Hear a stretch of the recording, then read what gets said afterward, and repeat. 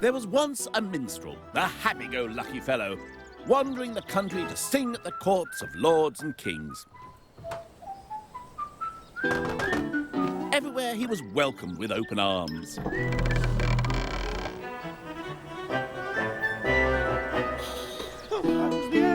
is the end of my story. Strumming his lute and spinning his tales of romance and daring-do, he'd charm the ladies and then move on. Oh, what a life. Yes, nice life. Except, of course, it wasn't like that at all. Showbiz was just as fickle in the Middle Ages as it is today. The tastes of audiences just as likely to change. And then, as now, behind the entertainment, there was often a political agenda. In fact, being a minstrel or a court poet was often downright dangerous. Especially when performing in front of a hostile audience, or even worse, a hostile army, as in the case of the Norman minstrel Taillefer. Oh, Taillefer is my name, and singing is my game. And if you want to know what a minstrel's for, here's how I got to start a war. It's a story of one of the greatest acts of bravado of all time. Well, one of the daftest acts of bravado, if you ask me. And it took place in that field over there, 1066, at the Battle of Hastings. King Harold and his 7,000 English troops are packed behind their shield wall up on that ridge there, where Battle Abbey now stands. Duke William and his Normans are lined up in equal numbers further down the slope over there. It looks like the English have got the advantage. And for a moment, it seems as if the Normans have got last-minute nerves. Nobody wants to be the first to charge. But then suddenly a figure rides out of the Norman lines. But it's not Duke William. It's not even a soldier. It's the minstrel Taillefer. And he starts riding straight to the English lines, performing a juggling act with his sword and lance. Well, the English stand there, enjoying the show, until Taillefer gets to the point where he hurls his spear at one of the English soldiers and kills him. And then all hell breaks loose. The French charge, and the rest is extremely well-known history.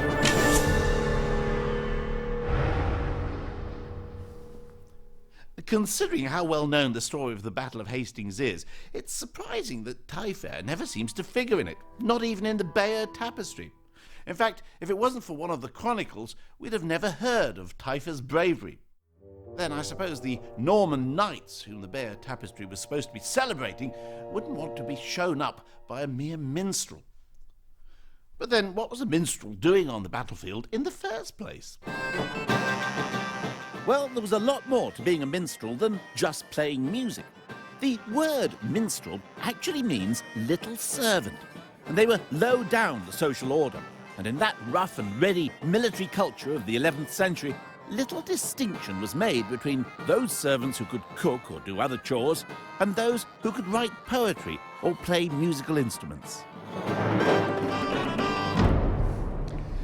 These were not particularly sophisticated courts. The warlords who ran them placed little value on fancy stuff like the arts and entertainments. Their main interests evolved around the subtleties of fighting and killing each other. So minstrels counted as little more than menials in the household, and the more talents they had, the better. One 13th century poem defines a true minstrel as one who can speak and rhyme well, be witty, know the story of Troy, balance apples on the point of knives, juggle, jump through hoops, play the citole, mandora, harp, fiddle and psaltery. He's further advised, for good measure, to learn the arts of imitating birds, putting performing asses and dogs through their paces, and, of course, of operating marionettes. It seems it was also an advantage if you were good at breakdancing. Nothing's new. These little servants, these minstrels, would be expected to perform lots of different roles. For example, they might be asked to act as night watchmen so they could sound the alarm in case of fire or attack. In fact, in 1306, a minstrel by the name of Richard raised the alarm at Windsor and prevented the castle from being burnt down. Pity there weren't a few minstrels around in 1992. Servants who could blow a trumpet would also have been vital amidst the cacophony of battle, to rally the troops or cheer them on. Away from the battlefield, these same servants provided the entertainment, though with rather a restricted repertoire. You see, the warriors and warlords of the 11th century weren't particularly interested in stories of teenage love, or stories about how someone who, despite appalling handicaps, manages to become a concert pianist. What they wanted was stories about men like themselves killing other men, like the ones they killed that morning, preferably with lots of gory details and swaggering about. These were called chansons de geste, or songs of great deeds.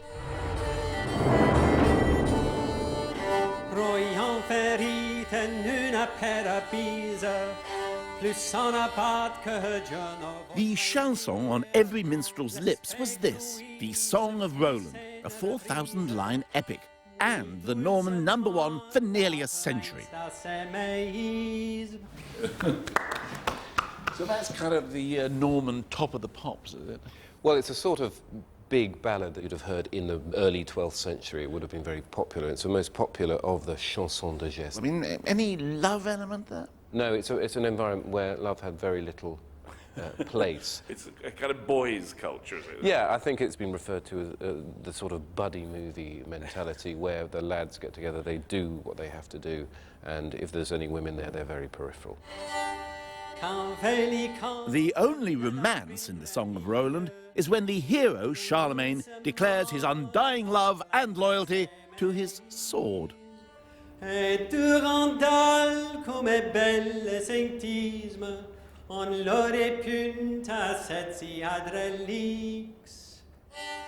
a lovely song, and there's another 3,554 lines to go. They certainly knew how to get value out of their minstrels. So why do they stick minstrels up in the galleries like that? Well, there are two reasons for it, really. There was obviously an acoustical reason for it. The sound would carry better. But there was also another reason. In the court, you invite musicians in who are of a lower caste. You don't really want them to be hobnobbing with you, so you keep them away. So it's a sort of hierarchical and a spatial removal of the lower caste. Yeah, absolutely. Presumably they could also they were observing what's going on, I guess. Yes. What they forgot was that musicians have ears as well as fingers, and whilst they're playing, they can hear conversations that were going on. And it's no surprise that musicians often found themselves in a sort of secondary employment in the field of espionage. As well as acting as spies, minstrels were also expected to act as propagandists, supposedly recording the deeds of battle and then producing a sort of end-of-the-match report. And of course, they'd better make damn sure whoever's paying them is chosen as man of the match. Medieval minstrels were the PR men of their day. They'd embark on well-planned tours, reciting their poems to publicise the latest achievements of their bosses. Simon de Montfort is mighty and strong. He loves to do right and he hates to do wrong. Of course, the minstrels didn't let the truth stand in the way of a good story any more than the spin doctors of today do. Take this account. It's by a herald-cum-minstrel in the entourage of the Black Prince. And it tells how the prince wiped the floor with the entire Spanish navy. The battle was fierce, the battle was grim, but God let fortune smile on him. And through his courage, skill, and might, the Spaniards all were killed outright. But they weren't, and victory was by no means as decisive as the minstrels claimed. On the continent, they weren't even sure that the English had won. Facts? What facts? Minstrels in the service of a great lord would be entitled to wear the lord's uniform, or livery. A minstrel without a livery was a bit like a rock band without a record contract. Livery indicated a minstrel had both status and a regular income. Of course, when he wasn't entertaining his own master, it was all the easier to get those classy gigs. Mark you, the entertainment these great lords demanded was reassuringly down market, even in the royal courts. Henry II's favourite minstrel, for example, went by the name of Roland le Péteur. Henry rewarded Roland with 30 acres of land for his great masterwork, described as a leap, a whistle, and a fart. It appears that Roland's great musical talent lay in farting tunes. These were not highbrow entertainers. Have a look at what's going on here. Everyone's looking at everyone else. These guys are looking at these guys, and they're looking at the king, who's counting down 1, 2, 3. Wait for it.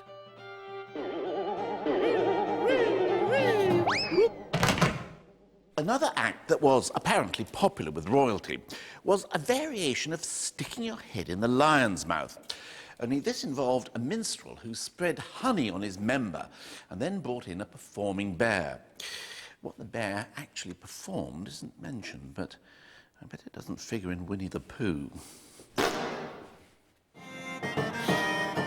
Maybe it's not surprising that some disapproved of the way the wealthy encouraged low comedy.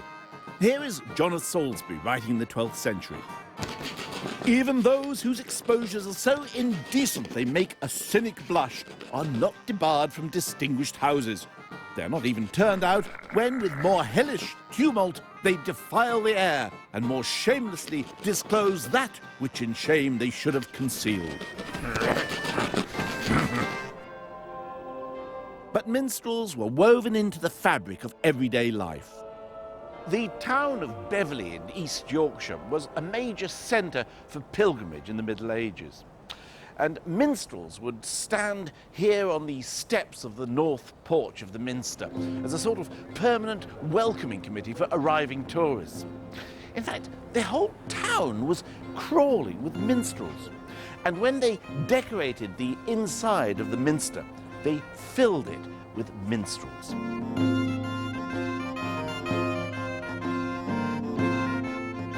The Beverley figures offer us a unique glimpse into the world of the medieval minstrel.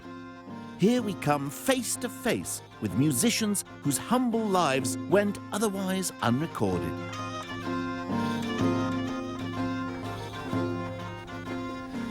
These figures provide us with a veritable encyclopedia of minstrelsy.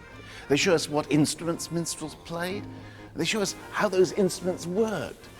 And they show us what minstrels wore, and even what some people thought about minstrels.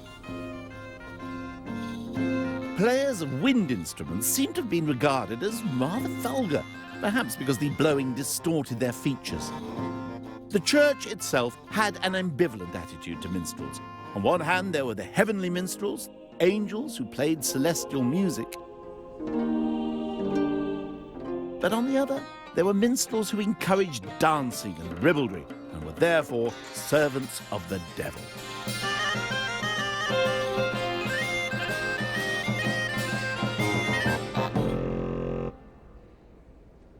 In England, the fortunes of the minstrels probably reached their zenith in the reign of Edward II.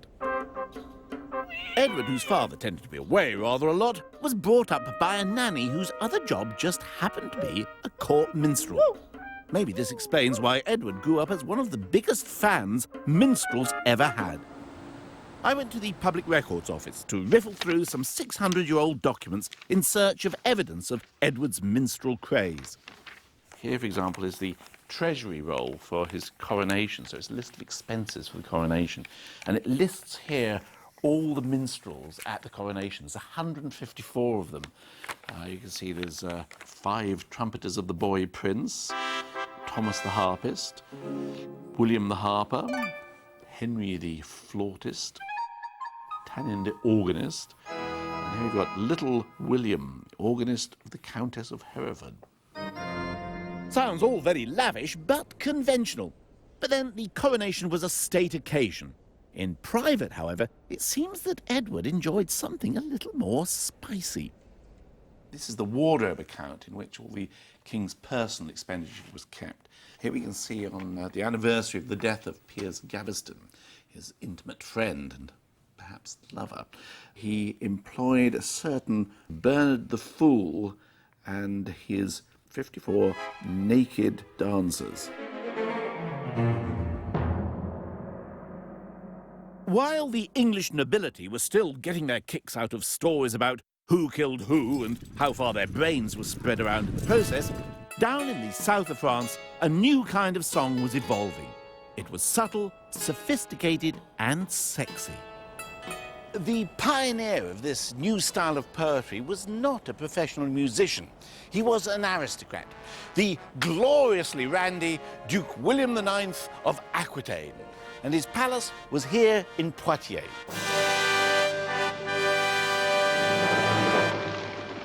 If not the most rampant of French noblemen, Duke William was certainly the most upfront about it.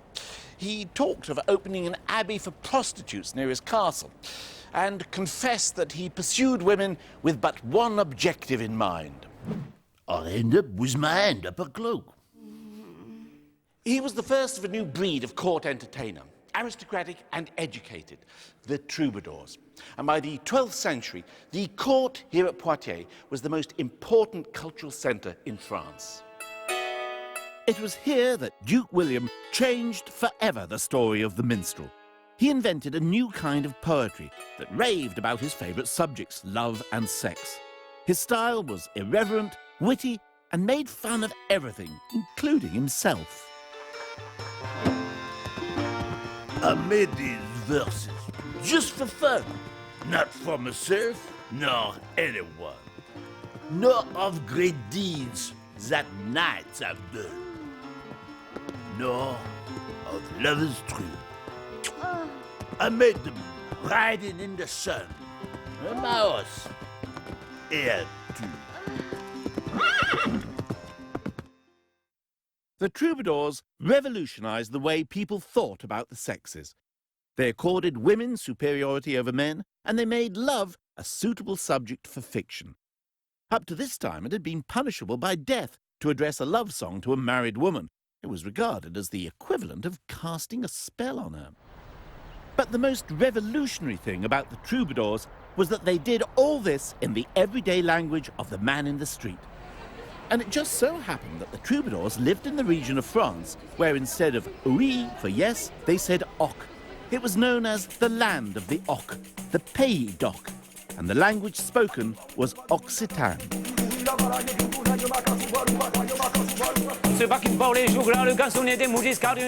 The French rap artists, les fabulous troubadours, inspired by these medieval poets, are spearheading a revival in Occitan poetry.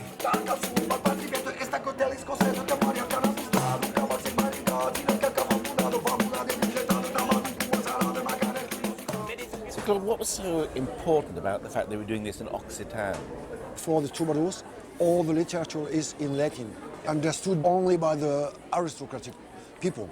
But when they sing and when they write in Occitan, everybody can understand. They make poetry in a common language of the people. The language people speak in the street. Yes. The troubadours used the language of the man in the street for dazzlingly sophisticated intellectual games, like this verbal jousting match in which the two poets try to outwit each other with their rhymes and verbal dexterity.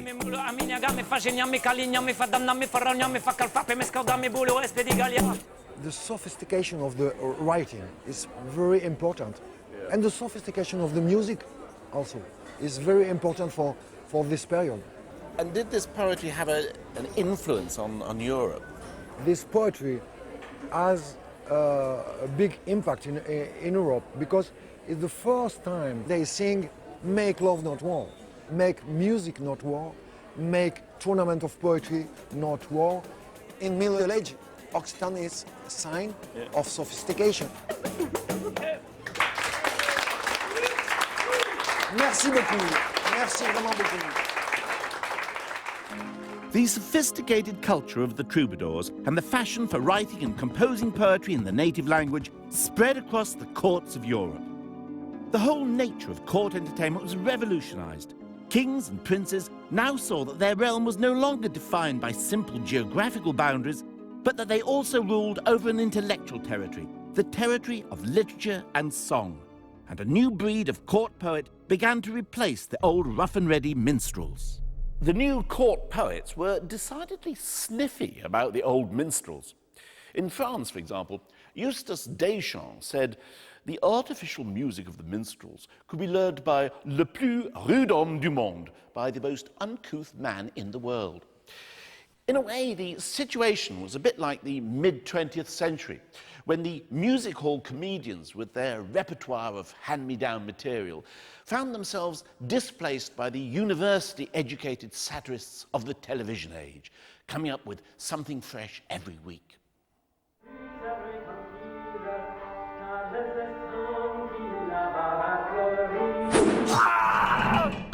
The English court finally caught up with the rest of Europe during the reign of Richard II. And the star of Richard's court was the greatest of medieval English poets, Geoffrey Chaucer. Chaucer helped to put Richard's court on a par with the great sophisticated courts of France and Italy. In one of his poems, he describes how a goddess commands him to finish his book and then give it to Richard's Queen Anne. "Go now thy way, and when this book is made, give it the Queen, on my behalf, at Eltham or at Sheen."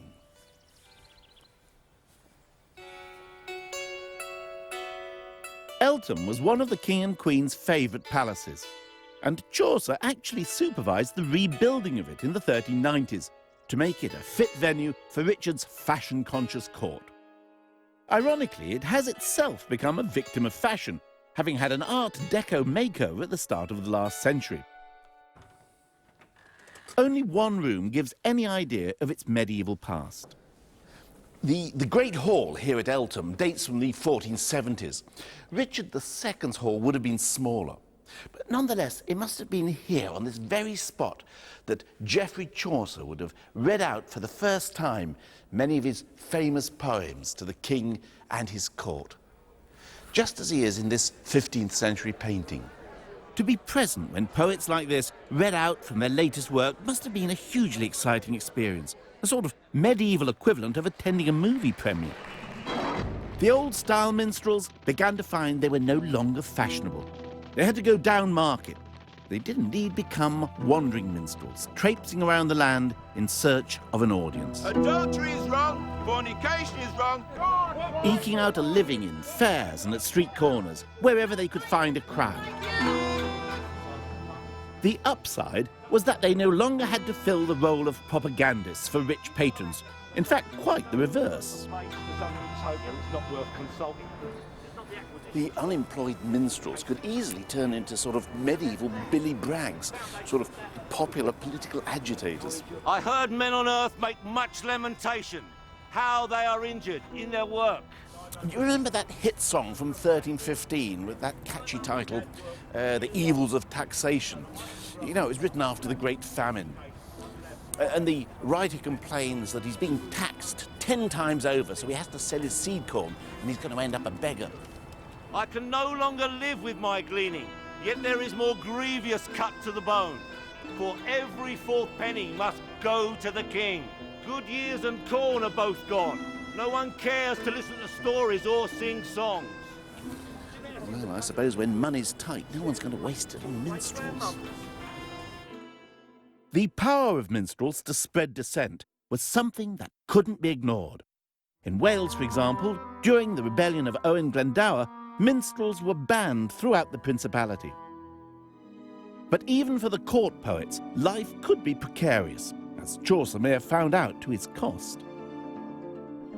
Richard's court seems to have encouraged a relaxed, easygoing intellectual atmosphere in which satire and lampoon were allowed to flourish. Chaucer took advantage of this to satirize the way the church had become commercialized in the 14th century. And it could be quite vicious satire. Try this for size. An angel takes a friar down to hell. And the friar looks around and says, "Oh, I can't see any friars around here. Does that mean we all go to heaven?" And the angel says, "Afraid not. There are plenty of friars around here." And he takes the friar to Satan and accosts Satan. "Hold up thy tail, thou Satanas," said he. "Show forth thine arse, and let the friar see where is the nest of friars in this place."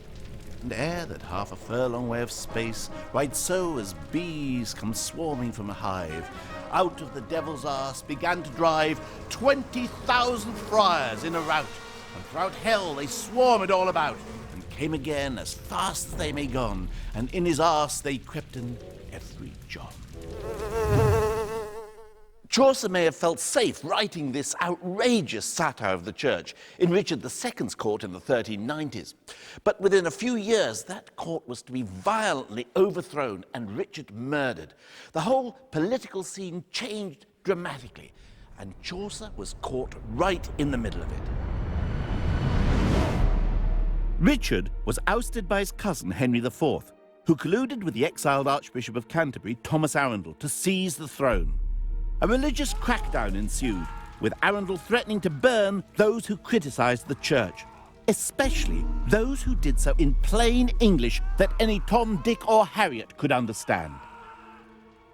Chaucer must have felt he'd been caught with his pants down. Suddenly his carefree vernacular satire was political anathema. And this is where we come to one of the great unnoticed mysteries of history. Chaucer, the father of English literature, disappears without trace around the time that Archbishop Arundel is trying to limit the use of English in literature. Chaucer, of course, was one of the most famous men in the kingdom, and yet there's no record of his death. He doesn't leave a will. We don't even know when he died. All we have to go on is this now illegible inscription on this tomb that was put up over a century and a half after he disappeared. And that, as far as we know, never even contained his body. Isn't it odd that such an important man should have disappeared so completely? Could it be that he was deliberately disappeared? Of course, he could have just fallen off a ladder. We don't know. But the happy-go-lucky medieval entertainers of our imaginations don't seem to have been so happy-go-lucky after all. Literature had come a long way from the days of Taillefer to Chaucer. But one thing hadn't changed. Whether you were a minstrel of the 11th century or a sophisticated court poet of the 14th, it could be a dangerous business.